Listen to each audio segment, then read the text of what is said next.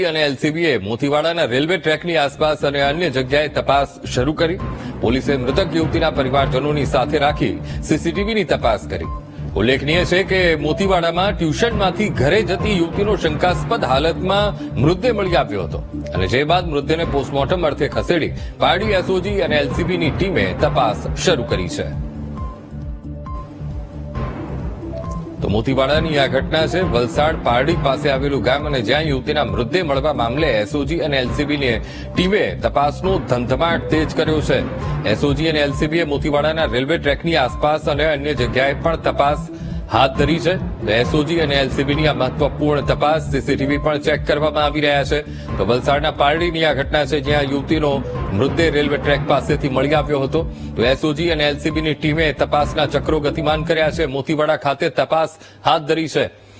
તો આજ મુદ્દે સંવાદદાતા માનવ ઠાકોર ફોનલાઈન પર જોડાઈ ગયા છે. માનવ, પારડીમાંથી યુવતીના મૃતદેહ મળવાનો આ મામલો અને એસઓજી અને એલસીબીની મહત્વપૂર્ણ તપાસ કઈ દિશામાં અત્યારે બંનેની ટીમો તપાસ કરી રહી છે? માનવ, અંકુર, આપણે જણાવવાનું કે વલસાડ ના પારડી તાલુકાના વિસ્તારમાં જે મોતીવાડા જે વિસ્તાર છે જ્યાં હાટ ભરાતો હોય છે ત્યાં અંદર ઝાડીમાંથી ગઈકાલે એક યુવતીનો મૃતદેહ મળી આવેલો હતો.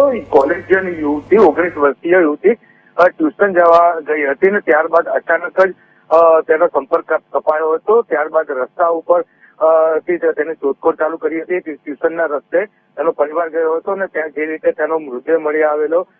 ઘટનાને લઈને વલસાડ જિલ્લા પોલીસ ખાતેની જે ડોક્ટર કરણરાજ વાઘેલાના અંતર્ગત જે 3 ટીમો બનાવવામાં આવેલી છે અને જે વલસાડ એસઓજી, એલસીબી અને પારડી પોલીસની ટીમ તપાસ કરી રહી છે. સંયોગિત પુરાવાઓ એકત્ર થઈ રહ્યા છે.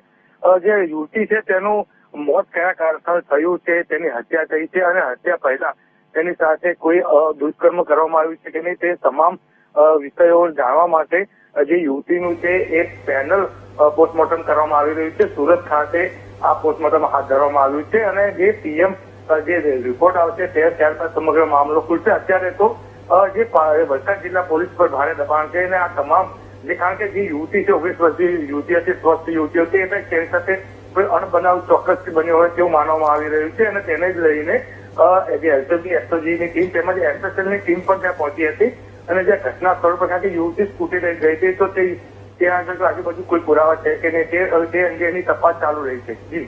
જી બિલકુલ માનવ, સમગ્ર માહિતી સાથે જોડાવા બદલ આપનો આભાર.